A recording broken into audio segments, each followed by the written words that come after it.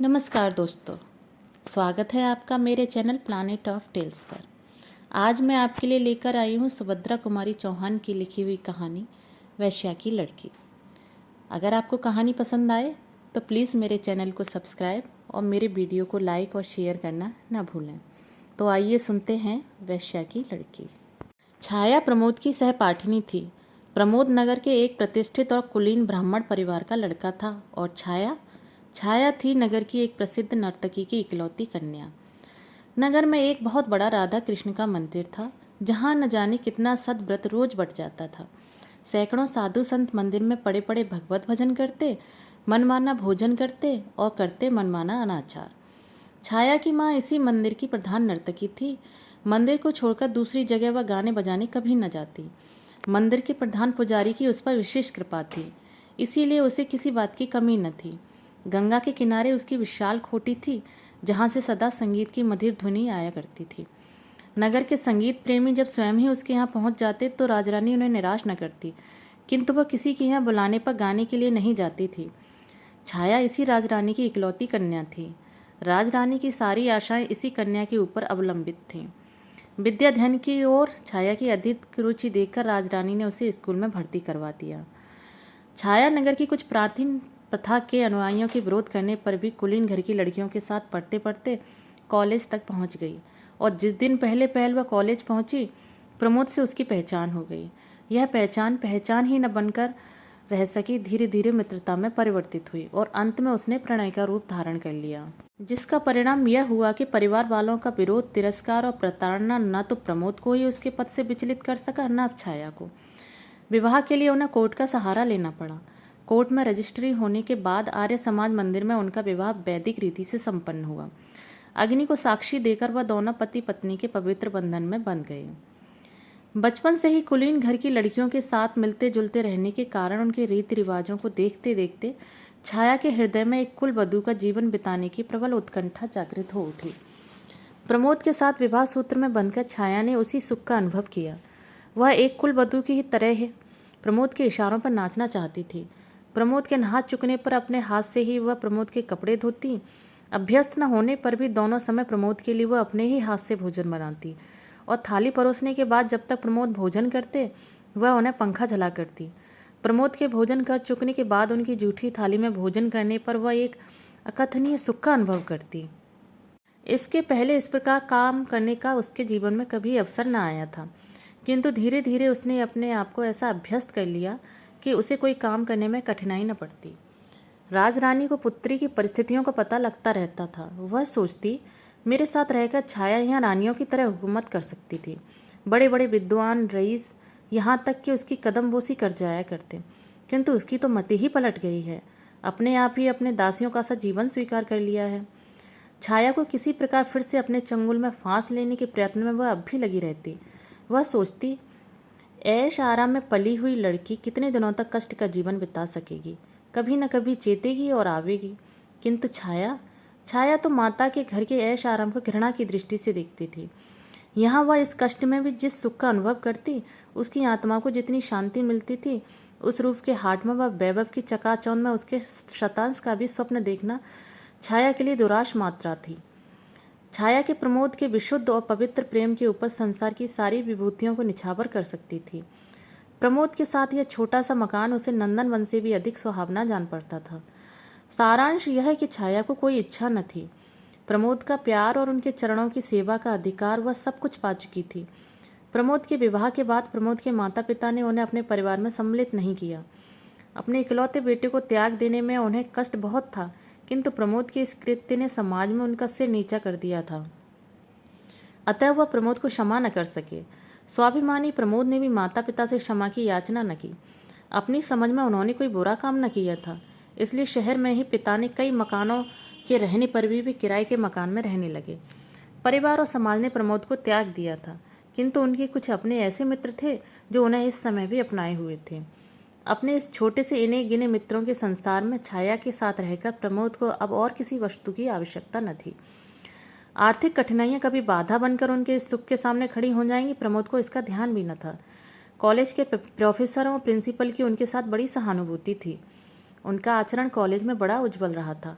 और वे परीक्षाओं में सदा पहले ही आए थे, इसलिए वह थोड़ा प्रयत्न करने पर वहाँ प्रोफेसर हो सकते थे, परंतु सुख की आत्मविस्मृति तक वह आवश्यकताओं की पहुँच कहाँ। कॉलेज में एक हिंदी के प्रोफेसर का स्थान भी खाली हुआ, किंतु प्रमोद अपने सुख में इतना भूल गए थे कि उन्हें और किसी बात का स्मरण ही न रहा। उनके मित्रों और छाया ने 1-2 बार उनसे इस पद के लिए प्रयत्न करने के लिए कहा भी, किंतु उनका यह उत्तर सुनकर, छाया क्यों मुझे अपने आप से दूर भगा देना चाहती हो, छाया चुप हो गई। उसे अधिक कहने का साहस न हुआ। वह प्रमोद के भावुक स्वभाव से भली भांति परिचित थी। छोटी छोटी साधारण बातों का भी उनके हृदय पर बड़ा गहरा प्रभाव पड़ता था। यौवन जनित उन्माद और लालसाएं चिरस्थायी नहीं होती। इस उन्माद के नशे में जिसे हम प्रेम का नाम दे डालते हैं, वह वास्तव में प्रेम नहीं, किंतु व्यसनाओं की प्यास मात्र है। लगातार 6 महीने तक छाया के साथ रहकर अब प्रमोद की आंखों में भी छाया के प्रेम और सौंदर्य का वह महत्व न रह गया था जो पहले था। अब वह नशा कहाँ था। उन्हें अपने कर्तव्य का ज्ञान हुआ। उन्हें अब ऐसा जान पड़ता जैसे उन्होंने कोई बहुत बड़ी भूल कर डाली है। आर्थिक कठिनाइयां भी उन्हें पद पद पर शूल की तरह कष्ट पहुंचा रही थीं। इसके अतिरिक्त माता पिता के स्नेह का अभाव उन्हें अब बहुत खटक रहा था। उनका चित्त व्याकुल सा रहता। बार बार उस स्नेह की शीतल छाया में दौड़कर शांति पाने के लिए उनका चित्त चंचल हो उठता। माता पिता के स्नेह में जो शीतलता, ममता का मधुर दुलार और जो एक प्रकार की अनुपम शांति मिलती है, वह उन्हें छाया के पास न मिलती। छाया के प्रेम में उन्हें सुख मिलता था, शांति नहीं। स्नेह मिलता पर शीतलता नहीं। आनंद मिलता पर तृप्ति नहीं। हाँ, प्यास और तीव्र होती जान पड़ती। आनंद और सुख के जलन की मात्रा अधिक मालूम होती। वे माता पिता के स्नेह के लिए अत्यधिक विकल रहते, किंतु जब माता पिता ने ही उन्हें अपने प्रेम के पलने से उतार कर अलग कर दिया, तब स्वयं उनके पास जाकर उनके प्रेम और दया की भिक्षा मांगना प्रमोद के स्वाभिमानी स्वभाव के विरुद्ध था। प्रमोद का स्वास्थ्य भी अब पहले जैसा न रह गया था। दुश्चिंताओं और आर्थिक कठिनाइयों के कारण वे बहुत कृश और विक्षिप्त से रहते। समाज में भी अब वह मान प्रतिष्ठा न थी। हर स्थान पर उनके इसी विवाह की चर्चा सुनाई पड़ती। प्रमोद के इस कार्य से ही नहीं, स्वयं प्रमोद से भी किसी प्रकार की कोई सहानुभूति न रह गई थी। सब लोग प्रायः यह कहते कि प्रमोद 2 ही 3 साल के बाद अपने इस कृत्य पर पछताएगा। यह विवाह प्रमोद सरीखे विवेकी और विद्वान युवक के अनुकूल न हुआ। ठहरी तो आखिर वैश्या की लड़की ही न, कितने दिन तक साथ देगी। वैश्याएं भी किसी की होकर रही हैं या रही हैं। इसी प्रकार न जाने कितने तरह के आक्षेप प्रमोद के सुनने में आते। इन सब बातों को सुन सुनकर प्रमोद की आत्मा विचलित सी हो उठी। उन्हें इन सब बातों का मूल कारण छाया ही जान पड़ती। वे सोचते, कहाँ से मेरी छाया से पहचान हुई। न उससे मेरी पहचान होती और न विपत्तियों का समूह इस प्रकार मुझ पर टूट पड़ता। वे अब छाया से कुछ खिंचे खिंचे से रहने लगे। उनके प्रेम में अपने आप शिथिलता आने लगी। छाया का मूल्य उनकी आंखों में घटने लगा। पर प्रमोद स्वयं ये सब चाहते न थे। छाया में वैश्या की लड़की होने के अतिरिक्त और कोई अवगुण मिलता न था। वे विवश थे। हृदय के ऊपर उनका बस चलता तो वे उसके साथ ऐसा व्यवहार न करते। वे अपने व्यवहार पर स्वयं ही कभी कभी दुखित हो जाते, फिर वही भूल करते। कभी कभी औरों के सामने भी छाया से वो ऐसा व्यवहार कर बैठते जो अनुचित कहा जा सकता था। छाया सुख की छाया में ही पलकर बड़ी हुई थी। अपमान, अनादर और तिरस्कार की ज्वाला में संसार से वह परिचित न थी। अब पद पद पर उसे प्रमोद से प्रेम के कुछ मीठे शब्दों के स्थान पर तिरस्कार से भरा हुआ अपमान ही मिलता था। प्रमोद के इस परिवर्तन के बाद भी छाया ने समझ लिया था कि प्रमोद के हृदय में उसके एक ऐसा स्थान बना लिया है जिस पर किसी और की पहुंच नहीं है। उसे इसी में संतोष था। एक कुलवधू इसके अतिरिक्त और चाहती क्या है। पत्नी के रूप में पहुंचकर छाया ने अपना अस्तित्व ही मिटा दिया था। प्रमोद के चरणों में उसके लिए थोड़ा सा स्थान बना रहे, यही उसकी साधना थी। और इसी साधना के बल पर प्रमोद का किया हुआ अपमान और तिरस्कार हंस कर सह सकती थी। उसके ऊपर उस अपमान और तिरस्कार का अधिक प्रभाव न पड़ता। प्रमोद के जरा हंसकर बोलने पर वह सब कुछ भूल जाती थी। उसे कुछ याद रहता तो केवल प्रमोद का मधुर व्यवहार। प्रमोद के माता पिता आखिर पुत्र को कितने दिनों तक छोड़कर रह सकते थे, और अब तो प्रमोद के साथ साथ उन्हें छाया पर भी ममता हो गई थी। उनका क्रोध महीने 1.5 महीने से अधिक न ठहर सका। वह समाज के पीछे अपने प्यारे पुत्र को नहीं छोड़ सकते थे। हृदय कहता था, चलो मना लाओ। बेटा आत्माभिमानी है तो पिता को नम्र होना चाहिए, किंतु आत्माभिमानी आकर उसी समय गला पकड़ लेता। पुत्र के दरवाजे स्वयं उसे मनाने के लिए जाना उन्हें अपनी प्रतिष्ठा के अनुकूल न जान पड़ता। फिर पुत्र ही तो है, यदि वह पिता के पास तक आ जाए तो क्या उसकी शान में फर्क आ जाएगा। सारांश यह है कि चंद्रभूषण और सुमित्रा अब बहू बेटी के लिए व्याकुल होते हुए भी उन्हें बुला न सके। एक दिन एक व्यक्ति ने आकर कहा कि प्रमोद बहुत दुबला हो गया है और कुछ बीमार सा है। माता का हृदय पानी पानी हो गया। उसने उसी समय एक नौकर के हाथ कुछ रुपए भेजकर भेजा कि प्रमोद आकर उनसे मिल जाए। रुपए तो प्रमोद ने ले लिए क्योंकि उन्हें आवश्यकता थी, परंतु वे घर न जा सके। उन्होंने समझा माँ ने पिता की चोरी से घर पर बुलवाया है, इसीलिए जिस घर में वो पैदा हुए हैं, जहाँ की जलवायु में पलकर इतने बड़े हुए, उसी घर में चोर की तरह जाना उन्हें भाया नहीं। वे नहीं गए, जाना अस्वीकार कर दिया। इससे सुमित्रा को बड़ा दुख हुआ। वे उठते बैठते चंद्रभूषण से इस बात का आग्रह करने लगी कि प्रमोद को स्वयं लेने जाएं। उसे मनाने में उनकी प्रतिष्ठा कम न पड़ेगी। दशरथ ने बेटे के लिए प्राण दे दिए थे, यहाँ तो जरा से सम्मान की बात है। पिता का हृदय तो स्वयं ही पुत्र के लिए विकल हो रहा था। वे तो स्वयं चाहते थे और सारी जिम्मेदारी सुमित्रा के सर पर छोड़कर वे पुत्र को मनाने चले। कहीं छाया पैर छूने आई तो लाख वेश्या की लड़की है, पर अब तो मेरे पुत्र वधू है, क्या मैं खाली हाथी पैर छुआ लूंगा। सराफे की ओर घूम गए। वहां एक जोड़ी जड़ाऊ कंगन खरीदे और जेब में रखकर 10 कदम भी न चल पाए थे कि सामने से प्रमोद आते हुए दिखे। चंद्रभूषण के पैर रुक गए। प्रमोद भी ठिक्के। झुककर उन्होंने पिता के पैर छू लिए। चंद्रभूषण की आंखों से गंगा जमुना बह निकली। प्रमोद के भी आंसू न रुक सके। दोनों कुछ देर तक इसी प्रकार आंसू बहाते रहे। कोई बातचीत न हुई। अंत में गला साफ करते हुए चंद्रभूषण ने कहा, घर चलो बेटा, तुम्हारी माँ रात दिन तुम्हारे लिए रोया करती हैं। प्रमोद ने कोई आपत्ति न की, चुपचाप पिता के साथ घर चले गए। उस दिन वे बहुत रात घर लौटे। उनकी बाट जोहते जोहते छाया भूखी प्यासी सो गई थी। जब प्रमोद अपने कमरे में पहुंचे तो 12 बज रहे थे। उस समय छाया को जगाना उन्होंने उचित नहीं समझा। विलम्ब से लौटने का दुख था, जबकि वे भोजन कर चुके थे और छाया उनकी प्रतीक्षा में भूखी ही सो गई थी। उन्हें छाया के ऊपर दया आई। उसके सिर पर हाथ फिरते फिरते वे नींद की प्रतीक्षा करने लगे। छाया गाढ़ी निद्रा में सोई थी। उसके चेहरे पर कभी हंसी और कभी विषाद की रेखा खिंच जाती थी। प्रमोद यह देख रहे थे। आज उन्हें अपने कटु व्यवहार तीर की तरह चुभने लगे। इसी सोच विचार में वे सो गए। छाया की भी नींद खुली। घड़ी की ओर देखा, 1:30 बज रहे थे। पास ही प्रमोद सुख की नींद ले रहे थे। वह बड़ी व्याकुल हुई। उसने अपने आप को न जाने कितना धिक्कारा। ऐसी नींद भी भला किस काम की। वे आए और भूखे प्यासे सो रहे, और यह निगोड़ी आंखें न खुली। यह सदा के लिए बंद न हुई थी। कभी कभी न खुलने के लिए ही तो मुदी थी, फिर खुलने के समय पर क्यों न खुली। इसी प्रकार अनेक विचार उसके मस्तिष्क में आकर उसे विकल करने लगे। छाया फिर सो न सकी। बाकी रात उसने करवट बदलते ही बिताई। सवेरे उठकर उसने प्रमोद का कोट टटोला। उसकी जंजीर ज्यों की त्यों पड़ी थी। दूसरी जेब में 25 रुपये भी थे। जंजीर बेची भी नहीं, गिरवी भी नहीं रखी। फिर रुपए कहाँ से आए। प्रयत्न करने पर भी छाया इस उलझन को न सुलझा सकी। सवेरे प्रमोद सोकर उठे तब उनका चेहरा और दिनों की अपेक्षा अधिक प्रसन्न था। उठने पर उन्होंने छाया से पिता की मुलाकात, अपने घर जाने की बात और वहाँ के सब लोगों के व्यवहार और बर्ताव सभी बतलाए। छाया सुनकर प्रसन्न हुई, किंतु उस घर में छाया भी प्रवेश कर सकेगी या नहीं, न तो इसके विषय में प्रमोद ने कुछ कहा और न ही छाया को पूछने का साहस हुआ। अब प्रमोद की दिनचर्या बदल गई थी। वह सवेरे उठते ही अपने माँ के पास चले जाते, वहीं हाथ मुंह धोते, वहीं दूध पीते, फिर अखबार पढ़ते पढ़ाते। मित्रों से मिलते जुलते वे करीब 11-12 बजे घर लौटते। इस समय उन्हें घर आना ही पड़ता, क्योंकि छाया उन्हें भोजन कराए बिना खाना न खाती थी। छाया को अब प्रमोद के सहवास का अभाव बहुत खटकता था, किंतु प्रमोद से कुछ न कह सकती थी। वह कुछ ऐसा अनुभव करती थी जैसे प्रमोद के चरणों पर अपना सर्वस्व निछावर करके भी वह प्रमोद को उस अंश तक नहीं पा सकती है जितना एक सहधर्मिणी का अधिकार होता है। इसी प्रकार 6 महीने और बीत गए। आज वह तिथि थी जिस दिन छाया और प्रमोद विवाह के पवित्र बंधन में बंधकर एक हुए थे। वह आज बड़ी प्रसन्न थी। सवेरे उठते ही उसने स्नान किया, एक गुलाबी रंग की रेशमी साड़ी पहनी। जो कुछ आभूषण थे वह सब पहनकर वह प्रमोद के उठने की प्रतीक्षा करने लगी। प्रमोद उठे और उठकर प्रतिदिन के नियम के अनुसार पिता के घर जाने लगे। छाया ने पहले तो उन्हें रोकना चाहा, किंतु फिर कुछ सोचकर बोली, आज जरा जल्दी लौटना। क्यों, कोई विशेष काम है? प्रमोद ने पूछा। आज अपने विवाह की वर्षगांठ है। कुछ प्रसन्नता और कुछ संकोच के साथ छाया ने उत्तर दिया। होगी, उपेक्षा से कहते हुए प्रमोद ने साइकिल उठाई और वे चल दिए। छाया की आंखें डबडबा आईं। वह कातर दृष्टि से प्रमोद की ओर तब तक देखती रही जब तक वे आंखों से ओझल न हो गए। फिर भीतर आकर अन्य मनस्क भाव से घर के कामकाज करने में लग गई।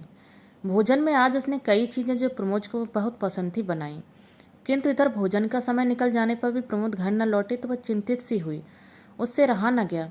उठकर वह प्रमोद के घर की तरफ चली। जहाँ न जाना चाहती थी वहीं गई, जो कुछ करना चाहती थी वही किया। घर के सामने पहुंचकर उसने देखा कि चंद्रभूषण तख्त पर बैठे हैं।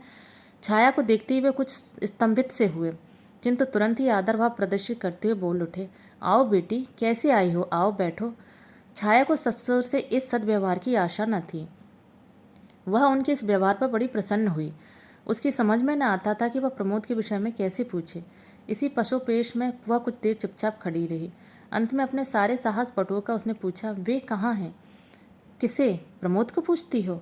वह तो इधर कल शाम से ही नहीं आया। पर हाँ, वह प्राय मिस्टर अग्रवाल के यहाँ बैठा करता है। तुम ठहरो, मैं उसे बुलवाए देता हूँ। चंद्रभूषण ने उत्तर दिया। उधर प्रमोद की माँ दरवाजे की आड़ में खड़ी छाया को निहार रही थी और मन ही मन सोच रही थी, कैसी चांद सी है। चार ढाल से भी कुलीन घर की बहू बेटियों से कुछ अधिक ही जचेगी, कम नहीं। बातचीत का ढंग कितना अच्छा है, स्वर कितना कोमल और मधुर है। चूल्हे में जाए वह समाज जिसके कारण मैं इस हीरे के टुकड़े को अपने घर में अपनी आंखों के सामने नहीं रख सकती। छाया फिर बोली, आप उन्हें न बुलवाकर मुझे ही वहाँ पहुँचवा दें। अच्छी बात है, कहकर चंद्रभूषण अपने एक विश्वास पात्र नौकर के साथ छाया को मिस्टर अग्रवाल के घर भेजकर भीतर आए। पत्नी से कहा, वह लड़की जिसके साथ तुम्हारे बेटे ने ब्याह किया है आज आई थी। पत्नी ने तिरस्कार के स्वर में कहा, वह बेचारी तो तुम्हारे दरवाजे तक आई और तुमसे इतना भी न पड़ा कि उसे घर के भीतर ही लेवा लाए। चंद्रभूषण सिर खुजाने लगे। वाह, मैंने तो तुम्हारे ही डर के मारे नहीं बुलाया, नहीं तो बुलाने को क्या हुआ था, अपनी ही तो बहू है। फिर वह उठकर भीतर गए। अलमारी से वही कंगन की जोड़ी जो उस दिन उन्होंने खरीदी थी लाकर पत्नी के सामने धर दी। बोले, लो, अब जब आवे तो उसे कंगन पहना देना। सुमित्रा ने चकित दृष्टि से एक बार कंगन और एक बार पति की ओर देखा, फिर प्यार किंतु तिरस्कार भाव से बोली, मेरे लिए तो ऐसा कंगन कभी न लाए थे, अपनी बहू के लिए कैसे चुपचाप खरीद लाए, किसी को मालूम भी न होने पाया।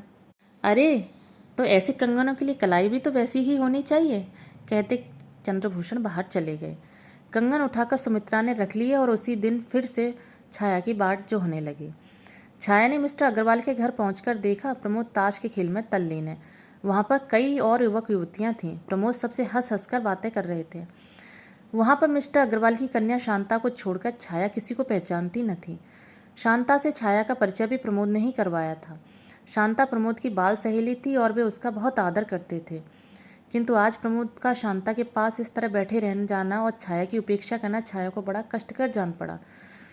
वह सोचने लगी, यहाँ न आती तो अच्छा होता। वह बैठ न सकी। 10 मिनट तक चुपचाप खड़ी देखती रही। अंत में शांता की नज़र उस पर पड़ी। उसने उठकर छाया को आदर के साथ बैठाया। प्रमोद को छाया का इस प्रकार उसकी खोज में ही सही उसके मित्रों के घर तक पहुंचना अच्छा न लगा। उन्होंने वहीं सबके सामने उसे डांट दिया। वे सिर से पैर तक जल उठे। कुछ देर बाद बैठकर फिर से अपने घर आए। घर पहुंचकर उन्होंने छाया को खूब आड़े हाथों लिया। जो कुछ जी में आया क्रोधवश में कहते गए। क्रोध में न मनुष्य में बुद्धि रह जाती है न विवेक। प्रमोद ने जो कुछ कहना था वह भी कहा और जो कुछ नहीं कहना था वह भी कहा। अंत में उन्होंने यहाँ तक कह डाला कि तुम अपने परिवार की चाल क्यों नहीं छोड़ सकोगी, गली गली घूमोगी नहीं तो काम कैसे चलेगा। तुम्हें तो मालूम होता है वही करोगी जो तुम्हारी माँ आज तक कर रही है। छाया कट सी गई। अपमान उसके चेहरे पर तड़प उठा, किंतु वह कुछ नहीं बोली। वह जानती थी कि कुछ बोलकर अपना अहित छोड़कर वह हित नहीं कर सकती।